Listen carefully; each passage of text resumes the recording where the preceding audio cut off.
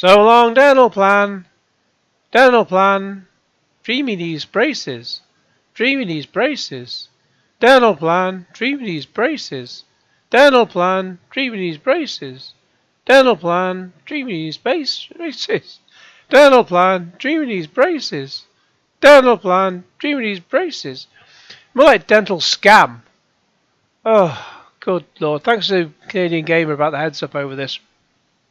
These dental issues which Dreamcast Guy brought up at the end of one of his videos. Specifically, Ubisoft is in panic mode. He sort of dropped this in the last sort of 30 seconds of his video. Let's just, I mean, we've got issues to talk about with his ridiculous review of The Last of Us, the TV series. Let's just show the last 30 seconds of this. Have a laugh. Come on, play, you bugger.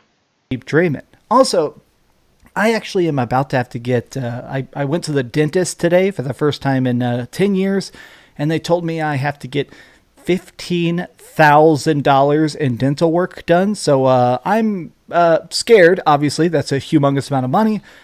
So you may... I'm thinking about doing some live streams or something, or maybe some Raid Shadow Legends ads or something. So if that happens...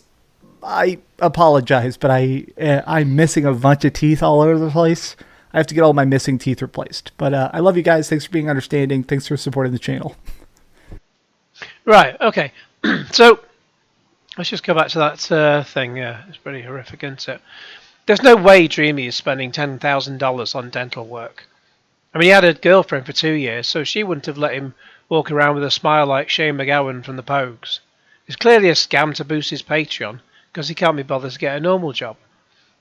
In the UK, presuming he's paying taxes, he'd have to declare himself as self-employed, so that fills the employment gap. I mean, you'd have to fill in a load of specific paperwork, but even still, that's more like a job where you're an accountant, or something sort of more labour-intensive, like a gas boiler fitter, etc. So, not sitting on your bottom talking about video games for 20 minutes at a time.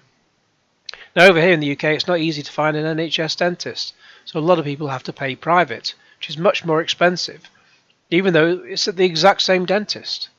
Luckily, I'm still under the NHS because of all my medical issues since birth, which led to my aortic valve replacement operation at 22, and all the checkups, etc. afterwards.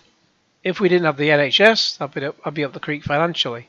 I know I've mentioned once before when I did, was it last time or anyway, sometime fairly recently I talked about the actual when I had the operation, and how the nurse came round showing me just before, a couple of days before, she came round and held up the actual valve, well, not the valve I would be having, but like a sort of example one. They must have an example one that sort of looks like it, so that you can see what you're getting fitted inside you.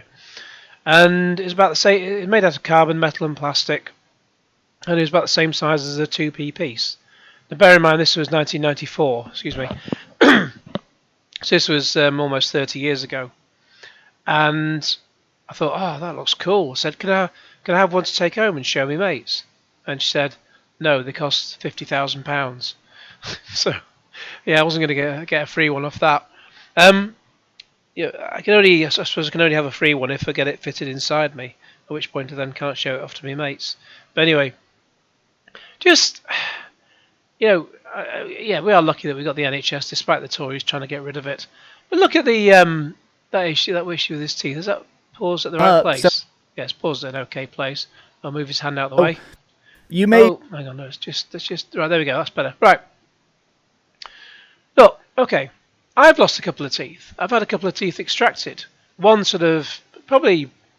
If we were sort of face to face, then it'd be probably around that one. It's not broken off or anything. It's just that.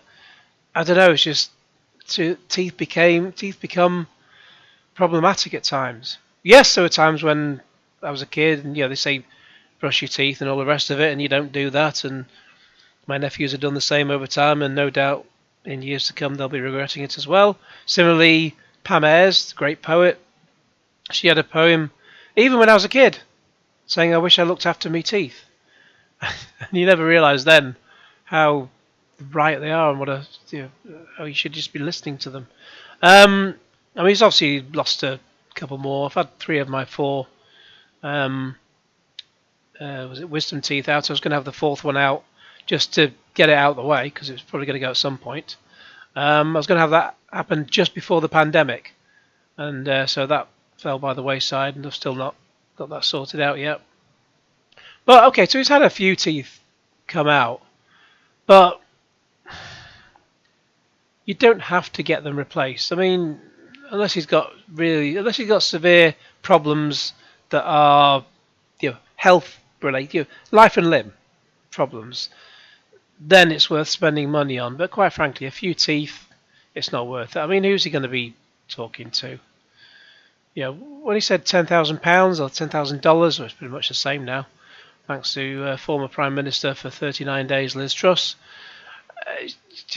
It's almost 1-to-1 dollar to pound ratio now. But that's not a major biggie. Certainly not worth 10 grand. He's talking unless he's sort of getting the whole thing done like a Tom Cruise set. I don't know. Absolute load of crap. Talking a load of crap. Really pops. Oh yeah, we'll go on to The Last of Us. But what's really annoying is that I've actually had quite some reasonable hits on it. My review of the series of The Last of Us, the spoiler-free review. But then I made a video. Okay, so at this point of recording this, it's only been up less than a day. But I didn't get many hits on the sort of episode 1 spoilers thing, which I posted up and set it to go live once the episode had aired. You sort of go to bed thinking, oh, is everyone going to be watching it while I'm asleep? My video, and I'll wake up to like 200,000 hits or something. And no, I woke up to about 40. Not 40,000, just 40. But that doesn't get much in the way of traction. But do you know what did? This. So this is just I've obviously made quite a few videos of. Actually, no, I've gone through the whole of The Last of Us Part 2 on PS4. I've not got around to the whole of it on PS5 yet. But one of the early chapters has just a brief and consequential chat, which I've sort of snipped out and just put as a separate video as well. Ellie and Dina chat about Curtis and Viper 2, and it's the one where Ellie and Dina, Ellie's saying, "Oh, me and Joel, we're going to watch." It's like a flashback video, or in their storyline, she and Joel are going to watch this cheesy 80s action film, and she rather likes cheesy action films as well from the 80s. But yeah, Curtis and Viper 2, and as it turned out with the first episode, where we know. I won't give too many. I won't give any big spoilers about episode 1, or even about the game if you've not played it. Although it would be surprising if you hadn't done anything and you're still watching this. But anyway, so at the very start of the game, Sarah, Joel's daughter, gives him a watch, a very nice watch. It's like his own watch, which she's got fixed. And Sarah in this TV show does the same, but she also gives him another present, and it's a DVD of Curtis and Viper 2. So that's just a little thing that had changed. So effectively Sarah introduces that film within the TV series into the game, or the game, etc. She introduces that earlier than Ellie mentioning it much later on in part 2. So just a little thing there, but obviously people have searched for it overnight, and it's just like I posted it up, no one gives a toss, blah blah blah. A few people search for it along the way, and then so a year or so later when they have the TV series, bing, and it's just like shoots right up, gets a massive erection right there. So I wish all my videos did that. That'd be great. Anyways, let's just have a look. Does it show up on Reach yet? Not many people not being recommended. External. Google search classes as external. I'd class that the same, quite frankly. Comicbook.com. Maybe it's been mentioned on there. It could have done. I think that's quite a big website. I'll have a look anyway. But yeah. Sometimes these things take a while to update. So it might not be quite that's caused this big surge. Probably people just searching for Curtis and Viper 2 as they've done over here, so it could have shot up because of that. But anyway, let's get into Dreamy's video. And yeah, so a quick flick through. I didn't flick through as far as 8:23. So let's just we'll go back to the very start and we'll react to Dreamy's video. Oh my word. Oh dear. I will just say at this point that what I've done with a couple of recent videos, like a recent one about DJC and I forget what the other one was now, rather than have them go live at 9 o'clock in the morning UK time, I know that's like 4 a.m. US time in some places, and 1 a.m. in other places. I'm not sure really what the difference is in terms of who watches my videos, but I know a lot of videos from Americans go live around about sort of 1 p.m. UK time, and which will be about 8 a.m. I guess in their time zone. So to them it's first thing in the morning. Now I didn't want to do mine at 1 p.m. That seemed a little bit too late, and so I thought I'd try 12 o'clock, and I think it's possibly helped to a degree, because then you can get, as well as Brits tuning in just as they're going for lunch, you get people in America land just tuning in for the premiere as well when they get up. Yeah, if they're up at 7 o'clock in the morning, I've just farted, sorry. You can't smell that anyway, unless I've flicked on Smelly Vision on the OBS. But anyway, yeah, let me know what you think about the 12 o'clock idea, or sort of the time this will go live. Is that a good time for you? I mean, or does it not really matter? Because within 24 hours, people will watch it or they won't, and so it may not be much of a difference. But it may give a if I do it for 12 o'clock UK, excuse me, if I do it for 12 o'clock UK time, then it may just just move my microphone. If I do it for 12 o'clock UK time, then it might get a bit of an extra boost. If both UK and US can watch it without people in the US having to be up before the crack of dawn even. Anyway, on to Dreamcast Guy, because the problem with this thing is that millennial and Gen Z viewers, they're scared to give their true opinions about this show, lest they be cast out by their peers. I've seen the whole show, and yeah, as I say, I've got a review on my channel. But yeah, I've seen lots of people quote reviews when the embargo's lifted, and I posted my review, and you get people posting screenshots of, oh, look at the scores, IGN 9 out of 10, this big website 10 out of 10, and then if lots of effusive praise in quotes, just going, oh, it's the most amazing thing I've ever seen. They get everything perfect, right down to this or that and this and that. And I'm like, no, it's got an awful lot of problems, not least the bloody casting. Bella Ramsey, she may be good in other things, but she's got a completely different face shape to Ellie for a start. It just does not make any sense whatsoever. And Pedro Pascal, he's from Chile, and Joel Miller is from Texas. So that, and he doesn't even sound Texan. He can't even put on a Texan accent. Once in a while, it kind of works out, but 99 times out of 100, it certainly does not. And the whole thing's so much of a canter through the first game, canning it into about 10 hours, that they should have just. I think they should have just done, at least done part of the first game. Just have a big zombie fight, a big massive zombie fight in the middle of every single episode, because there's a lot of episodes where not an awful lot happens. But to do that, and then really sort of extend it out, so you got several seasons to cover one game, unless they figure they wouldn't get people, or maybe they'll do that for part 2. But maybe they figure they wouldn't get. Maybe they just figure they wouldn't get so much praise if they didn't cover so much of the first game, or you sort of skip through. I don't know.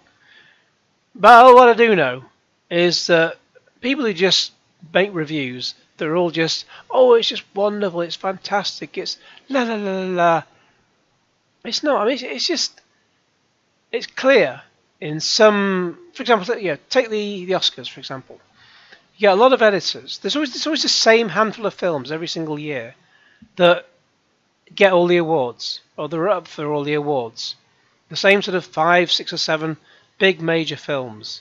You won't have you might have La La Land and Moonlight and this and that. But you won't have Transformers: The Last Night popping up in the same time in the same list. Maybe for special effects, but you know what I mean. It's always the same handful of films that all the big name critics say are wonderful, and then the average Joe goes along and watches it and thinks, God, what a lot of rubbish this is. But I think it's just the fact that the publications tell their reviewers, because they're all paid, well, they're literally paid. That just tells them to write, post out, write about how wonderful this particular film is, so that we can get our publication. It's a very highbrow film. We can get our publication's name on the paper, or also on the poster, and that's how it works. But then along, whenever it comes along for Star Wars 29 or Transformers 81, they don't care about saying nice things about that because they don't care about getting their name on the poster. So it's none of this is genuine, and that leads me on to DreamcastLIE, because nothing he ever does is genuine. I didn't see whatever he said about The Last of Us before, so I'm presuming he was saying he hated it before. But now he knows that you get much more traction by saying it's wonderful. I've been in a number of Last of Us Facebook groups for The Last of Us, and there's also a Reddit subreddit as well. And it's just full of people, but they're all full of people going, "Oh, it's wonderful, it's fantastic, the casting is brilliant, it's all perfect." And then as soon as you go in and say, well, actually, I think it's a load of crap for reasons A, B, C, they're like, "Oh, you know nothing at all. You know nothing, Dom Snow. You know nothing, you ah." And they all have a massive pile on. It's like being back at school, with kids of like your peers, going back to that. It's like kids of your same year just going, "Oh, it's just, you know nothing, Dom, you're wrong, yeah, we're all brilliant and you're shit because you say this wonderful program's crap." And when I used to come across people like that when I was at school, and they'd be like, I just sort of look at them and think, "Oh, God." And I'd just walk off and think, sad motherfuckers. But anyway, let's see what DreamcastLIE has to say about it. I am completely in shock. What about pretending that you've got to have $10,000 worth of dental treatment? Because I just finished watching the Last of Us TV show, episode 1. Yeah, because some people have only seen the first episode. I've seen the whole series. Does it get any better? Well, I can't say at this point, because it's not aired yet. It's airing weekly. So you're going to have to wait and see. But, we'll move on. Beginning of this epic saga. Now, I have played a lot of The Last of Us. I've platinumed the games. I've played the originals on PlayStation 3, PlayStation 4. I played the remake of Part 1 on the PlayStation 5. You've got nothing else to do with your day, have you? I have a very deep bond with the original Last of Us. In fact, I love the games as well. Which is why it's such a bloody shame they made such a bloody hash of it. In fact, it's still one of my very favorite games of all time, which is part of the reason I kind of thought that, honestly, they would screw this up. And they did. Before I watched the show, I'd been listening to a lot of the interviews and stuff where they were talking about how this is the greatest story of all time. It's the first video game that didn't have tons of cartoon violence. I don't know what happened there in the background, but Polygon, they're full of absolute crap. They really are. Again, look at that sort of, that's a bloody clickbait article, if ever there was one. Typical load of crap, title. How the stars aligned for The Last of Us to become the greatest story that has ever been told in video games.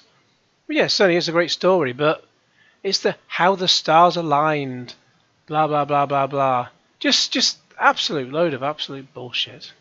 Like, a lot of the statements being made by the directors and the writers had me understandably concerned. Well, they're saying anything they want to try and hook you in. But now that I've had a chance to watch it, I am just so deeply impressed. He should really swallow so he doesn't have so much spittle flowing around his mouth. You're not impressed at all. As I say, if you say anything negative about this particular show, people look at you as if you've got three heads. Whereas if you just say nothing but good things about it, then everyone sort of you'll get more traction on your posts on Facebook or any other social media, and everyone will be like, oh yes, you're so right, and secretly everyone probably all hates it, but they've all got to make it look like they all love it. And again, it's like that sort of schoolyard mentality. You got to fit in or fuck off. And yeah, that's it basically. And people, if you don't fit in, they look at you, as I say, they look at you as if you got three heads. But let's talk about that. What's up, gamers? Dreamcast Guy here. I hope you're having a great day. If you could like this video and subscribe if you haven't already. So as I film this video, I just watched that first episode, but oh god, it's repeat. what I decided to do is a big group of friends came over at my house. He's got friends. When did this happen? He didn't have anyone coming over to watch TV with him. Bullshit. More like if he can't afford to get his teeth sorted out, he won't be subscribing to HBO, will he? More like he's probably gone down the high street hoping that there's hoping that there's still a shop with a TV in the window showing HBO. He won't have subtitles on, or he won't be able to hear what's being said, but he might kind of get the gist from it. Yeah, that's about the closest he got to watching The Last of Us. We actually did a watch party. I subscribed to HBO Max. Yeah, a watch party, that's when you sort of watch along online with other people and chat about it. So he didn't have anyone in his house. Purely to watch this, and as soon as we saw it, half of the group had played Last of Us, and half of the group had no idea anything about this universe, and well, they've completely missed all the hype that's been going on social media for the last few months. I doubt it very much. I noticed is that everybody unanimously completely loved it. The special effects, the acting, the story itself. The acting from the two leads is just bloody awful. They don't suit the programme. But the only one so far that's any good in it is Anna Torv as Tess. She's good. But again, I won't spoil what happens in the game. Maybe things will change in the TV series. Who knows? You have to find out. You have to watch and find out. But God, he looks like a man possessed there. He's talking absolute crap, and I just was so unimpressed by the whole thing. Completely loved it. The special effects, the acting, the story itself, of course. But I have to say, I want to begin by talking about the casting itself. Just before we get to that, I mean, the story, in the game it's great, but the series just feels like they're cantering through the first game and not, so none of it has time to make any sort of effect on you. It's just such a disappointment. This is the one part of it that feels the most interesting to me, because having Bella Ramsey playing Ellie and Pedro Pascal playing Joel, it feels like a very drastic departure from their video game counterparts. Oh, you don't say. She looks nothing like Ellie, and sounds nothing like Joel, and looks nothing like Joel. You could at least tried. Even if they'd dolled up Troy Baker, who was the original voice to Joel. Ooh, again, Windy Pops. So if they dolled up Troy Baker and made him look even partway like Joel, we'd have been able to forgive any sort of slight imperfections, because he would sound like Joel, and that in itself would be brilliant. And then at least get someone who looks like Ellie. Even though, obviously, if you look at the picture of Ashley Johnson on Internet Movie Database, she looks like, it's like Ellie is modelled as a younger version of Ashley Johnson. So you're never going to get an exact match for Ellie, sure, but sure you can do a hell damn sight better than bloody Bella Ramsey, good God. I mean, I'm so used to looking at Joel and Ellie looking and speaking in a particular way, but I have to say, seeing them on screen, they definitely nailed the vibe. No, they did not. They nailed nothing. They couldn't nail a $2 whore. The beginning of episode 1 is, of course, the very start of the first game. Just go and, in between cutting, just go and just swallow, so your mouth isn't full of bloody spittle. Just be glad you're not watching in 3D. Starts off showing us before the pandemic, before the spread, before cordyceps took over the brains of billions of people, and seeing You're watching it happen right now. a slightly younger Joel talking with his daughter Sarah, interacting with neighbors, actually talking about job sites and stuff with Tommy. Yeah, Sarah gone from about a 12-year-old white girl to a mixed race 18-year-old. Seamless, huh? This was so instantly engaging. It's not at all. It's so distracting. It's so distracting from the source material. It's just terrible. Just knocks you for six and just makes you think, this is the tribute band version. This is not The Last of Us.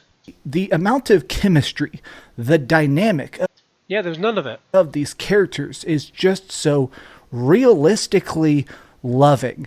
He's just coming out with the same kind of crap that IGN and Mark Kermode and all the other, big name critics and organisations, the kind of crap they come out with, just so that people can go, oh yes, right, clap, clap, clap, clap, clap, brilliant, fantastic, big tick.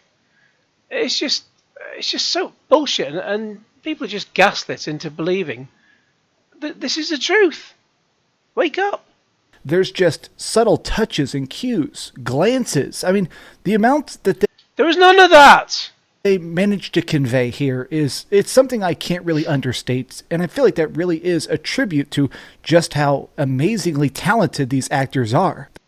Well, maybe in their own way, but not in this program. They're just completely unsuitable for this program.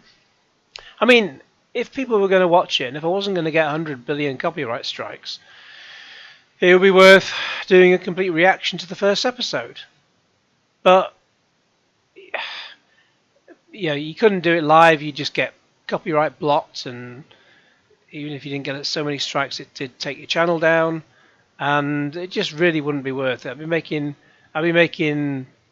if it's like an 81-minute episode, it could end up as a 2-hour video, and I wouldn't see a penny of it anyway, even if people watched it, because the HBO would have taken all the credit and the cash. The most interesting aspect of this TV show to me is definitely when we start to see the completely new content, the introduced extra added bits. There was like a couple of extra scenes, that was it.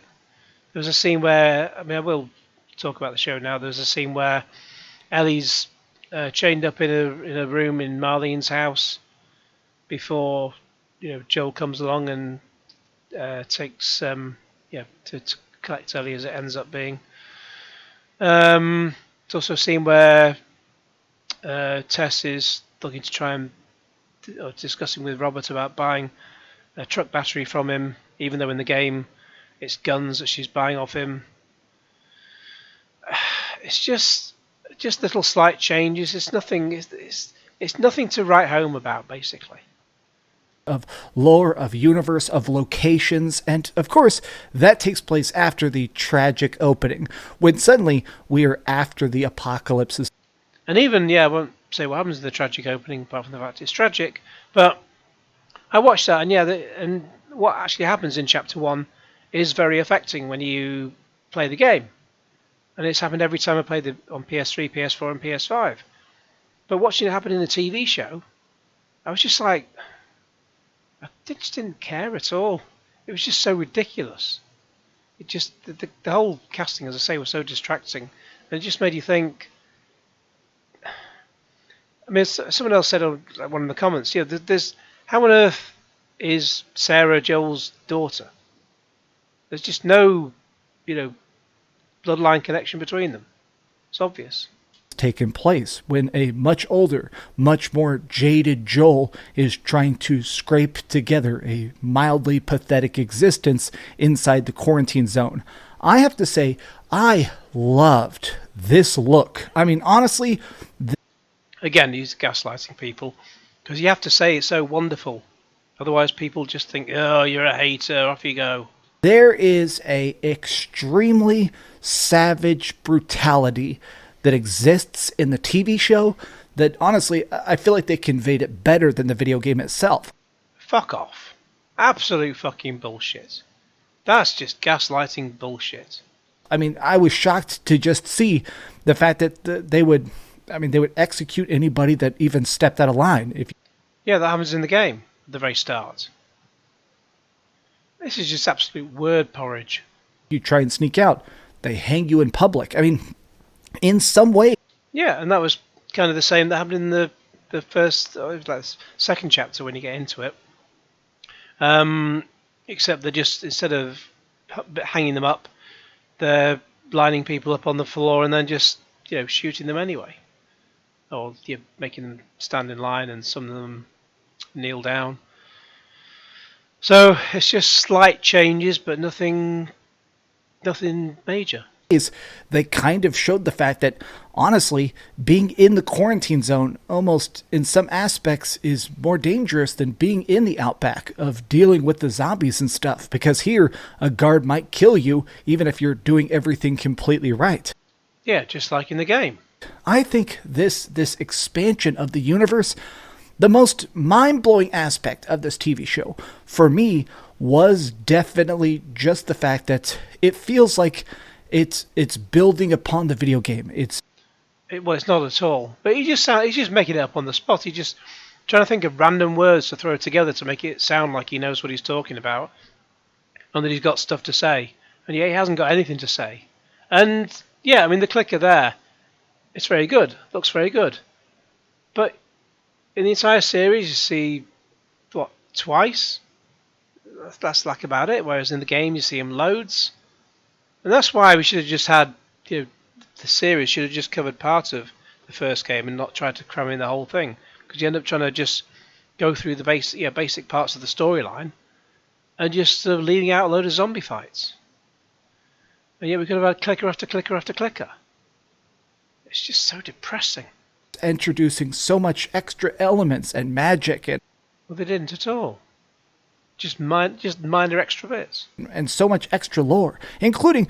There's no extra lore in it at all. One of the things I loved the very, very most, at the start of the TV show, it's like this random fake clip from a 1968 interview of people talking about a theoretical pandemic. Yeah, that was just like about 3 minutes at the very start. It did seem a little bit odd to start the program with that, but yeah, that's 1968, and then they fast forward to 2003, because when they get to 20 years later, it's 2023. But it was a little extra bit. It was interesting to watch, but it's nothing to crap your pants about. If it would be possible for everybody on the planet to instantly catch a cough that wipes them out. And they sort of just kick around the idea. Yeah, and then the Chinese Communist government went ahead and did all that. It's as plain as the nose on your face. Of cordyceps, if a fungus could take over our brains the way it has with ants in the past. And they sort of laugh about the impossibility of it, and then of course we jump forward to when it exists. There's something deeply enjoyable about this extra bit of science to it, even if it is obviously just kind of gobbledygook. It's fake, of course, but... Well, if there's gobbledygook he wants, then he's saying a lot of that now. But it reminds me of my favorite elements of Resident Evil. Like, I always kind of loved in the Resident Evil franchise, which I'm completely obsessed with, I like the fake science talk. I mean, it's amazing that there's a whole load of woke stuff going on in this adaptation of The Last of Us. And people are going, oh, it's so wonderful, it all fits in perfectly. And, Sarah's mixed race, and instead of being a white girl, and blah, blah, blah, blah. And yet, when they changed the cast of the Resident Evil for the Netflix series to basically a predominantly black cast, everyone's like, oh, it's all a load of woke stuff, it's all terrible, oh, get it off the screen. And this is the mentality of people. I don't think they actually watch anything. They just go, oh, Last of Us good, Resident Evil bad, reasons, oh, don't know. But just they're just talking out their hat. They really are. There's no objective reasons for their reasoning. It's just talking out the fucking bollocksy backsides. I like when they're trying to explain why the zombies are zombies. And here, they are just so glorious. They've crafted such a shocking amount of believability. When you're watching this infection spread among the populace, it seems so realistic. It seems so possible. Doesn't seem any more different from the game. Because they sort of humor you with this fake science. They sort of set you up. They prime you to really believe the fear that the characters are displaying. But this does bring me to some of the changes they decided to make in this, which are sort of understandable. One of the things they decided to do is there are no longer spores. When you were playing, of course, the Last of Us games, occasionally you'd be going through a room and there'd be this big cloud. Yeah, and you'd all have to wear masks, and that's how you'd sound if you wore a mask. Well, you could sound perfectly normal. I mean, you don't get people in films like Alien and Gravity wearing masks and not being able to hear each other. They can still hear each other. Just a little old fanny, it really is. There'd be tons and tons of spores just in the room. The characters would put on a gas mask and kind of creep through it Pink Panther style. Well, they decided to remove that, and instead, the zombies have these little tendrils. The fungus that is inside their brain is creeping out of their mouths, and so they try and basically rub their fungus on you and get it in your bloodstream, and that's how the infection spreads. And I guess it's going to make it where whenever there's times where there's a bunch of infected on a wall or something like that, or if there is some tendrils that are actually stuck inside of an environment, it's going to make it where basically, let's face it, this is so the actors don't have to wear gas masks. He's predicting a lot of things here, and all I can say is, don't get too excited, fella. And I understand that, but I did kind of like the spores. I always thought that the spores in the game itself sort of conveyed the omnipresence of this. The fact that the infection is just everywhere. It's literally in the air. You could have done the spores perfectly easily. It just would have been a little extra CGI. Maybe they just made it look like it was raining or snowing or something. I don't know. But they could have done it. To breathe sometimes, and I liked that. So going over to these tendrils, it's a bit goofy, but it completely makes sense. Now, along with the casting itself, I think that Marlene is perfect. Obviously, Joel is... All right, Marlene is played by Merle Dandridge. Do you know who played Marlene in the video game? Merle Dandridge. So, if there's anyone who's sort of perfect for the TV show, it's Marlene! Marlene! Perfect. Sarah is perfect. Hang on. Oh, God. Let's break this down. It completely makes sense. Now, along with the casting itself, I think that Marlene is perfect. Obviously, Joel is perfect. Obviously, Joel is perfect. Joel is far from perfect. Joel is about as far from fucking perfect as can be. Sarah is perfect. Why? You see, this is it. He's just gaslighting people again. He's not giving any reasons. He's just so he can be popular. Just so he can say the popular thing to say. And so that people follow him along like the Pied Piper, go, "Yay, Dreamcast Guy loves the show too. Now I love the show. It's brilliant, isn't it? Yay." Really pops. He's just saying what people want, what he thinks people want to hear. He's just basically repeating the kind of shit that you'd read in IGN. Really pops. And yeah, he knows what gets the clicks and he knows what gets the likes. Ridiculous. Tess is extremely seriously done. I think the only character I don't fully love yet, the only actor that to me just looks so different from their video game counterpart that it kind of struck me, something about Ellie, I'm not super invested yet. I'm going to give it a couple more episodes, this original episode. Yeah, because her face is completely different. It just doesn't work at all. God, there's no way you can pause any still from Dreamcast Guy and have him look normal, is there?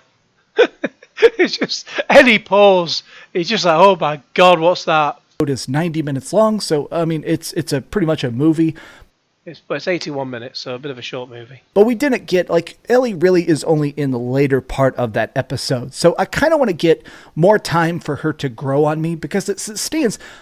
Yeah, I've watched the whole thing. She didn't grow on me one bit. I know this actor is great. I've watched all 8 seasons of Game of Thrones. I haven't watched a single episode of Game of Thrones. I saw a clip of that battle scene where it took place in the dark. And they showed a clip of that on Jeremy Vine or The Right Stuff, whichever was on at the time, and it was hilarious. You couldn't see a thing. It was just, the producers of that show really clearly trolling people. It was pretty abysmal, that clip. But I've not bothered watching any others. I've seen this actress before when she was a teeny tiny kid, so seeing her grown up, she's definitely... Actually, I will say I've seen her, and I mentioned in my review, I've seen her in a British film alongside Samantha Morton called Two for Joy, which I seem to remember was a pretty good film. So she can do decent work, but it's down to what you're given. And when you completely miscast in a role, it's just not going to work, is it? Experienced, she's definitely a good actress. She just doesn't quite nail that Ellie vibe yet, at least for me. This universe, though, the special effects, the CGI, the amount of practicality they managed to do with a lot of these fights and stuff, it is a very, very... Another interesting pause there. The heads for the clickers and the zombies, they're great. But there's just not enough of them. Visceral experience. Even watching the show, I don't feel like we lose any of the fear that exists in The Last of Us. I got no fear from watching this TV show. And I'm still just so stunned. I'm so impressed that they gaslighting managed to do that right. There are just these little tiny things, like when they're trying to get out of town. At one point, they look up and there's like 50 planes trying to land simultaneously. No, there isn't. There's one plane that crashes down while they're driving away from town. There's no 50 planes landing at once. What show has he been watching? And they're just bumping into each other and crashing. Crap, there's one plane. This is ridiculous. There's one plane that crashes on the ground. God. Planes just nosediving, probably because they are filled with the infected and they're trying to emergency land so at least somebody can escape alive. Or times when they're walking through the crowded streets and you just see people trying to hide their faces from the police and guards that are supposed to protect them. I love how much this feels different. This feels so separate in the Last of Us universe. More word porridge. And to me, this makes me more of a believer in future Sony projects. Oh, he's a Sony pony. He's a Sony fanboy. That's all it really comes down to. Why? I don't know. Are they paying him off? I'm still not particularly hyped for the Gran Turismo movie. But if they are paying him off, they can pay him 10 grand and then he doesn't have to bang on about his bloody teeth again. But now, I think they're talking about a Ghost of Tsushima TV show. I know they've said they're doing a God of War show. I hope the creative directors of this, I hope that Sony has tastemakers, a Kevin Feige of sorts, of this. I don't know, the Kratos, he'll turn out to be an immigrant from Nigeria and the son will turn out to be a trans girl or something. That's how they'll just change things for the actual TV series, Let's just take like with the Last of Us TV show, let's just take what made the video game great, and let's just change it for shits and giggles. I hope that Sony has tastemakers, a Kevin Feige of sorts, who can help them actually keep this tone. Kevin Feige? Because holy heck did they nail it. They didn't nail bloody anything. Ooh, that's unfortunate. Pausing there. Really, the only critique I can even think of is that I don't have more of it right now. I was going to say, I just thought as he started to say that sentence, I thought, because I'm watching this first time, I thought his only regret will be that he can't watch more of it now. Could read him like a fucking book. I mean, it just ends at such an abrupt point, and I loved the episode so much, I would give it a 10 out of 10. Oh, Sony pony. I just want to see more of it. I wish I could right now. I know that some content creators actually have the entire first season. Sony. Yeah, well, you could have asked them, I suppose. I did. I got to see it. Well, I didn't ask Sony. I asked the PR company for my local broadcaster. Yeah, you just do reviews on a regular basis. If you're just doing one review for one particular TV show, Possibly not, but I've been doing this several years, so, well, many years. I've been doing reviews since 1994, but doing TV reviews, God, about 10 years or something. Well, I've been doing more than that, but just sort of, getting stuff for review from PR companies and so on for quite some time. So, yeah, just put in the effort, Dreamy. Send it to me. I would watch all of it right freaking now. I mean, this has got to be one of the best first episodes of a TV show I've ever watched. And even knowing the entire story already, of course, I still am just aching to see what happens next. Gaslighting. But did you guys get a chance to watch the Last of Us TV show?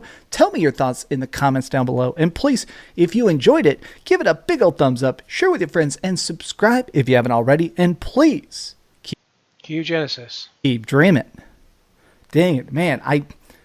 I'm grinning ear to ear. I cannot believe how much they freaking... Dang. Because you know, the if he had the PS5 game, he says he's played it, but if he actually had it, he'd have it there with him to show to the camera. Sony, I gotta salute you. You freaking did it. Team PlayStation, you did it. Yeah, he sucks off to pony. It's a Sony pony. That it? Oh god, it's even worse. So there we go. Ugh. What can you do? What can you say? Anyways, in the meantime, please comment below, etc. In the meantime, please like this video. Oh yeah, please comment below with all your thoughts and what a load of old crap he's talking. In the meantime, please like this video, share it with your friends, subscribe if you haven't already, click on the bell for all notifications. Q Zombies, Q Genesis.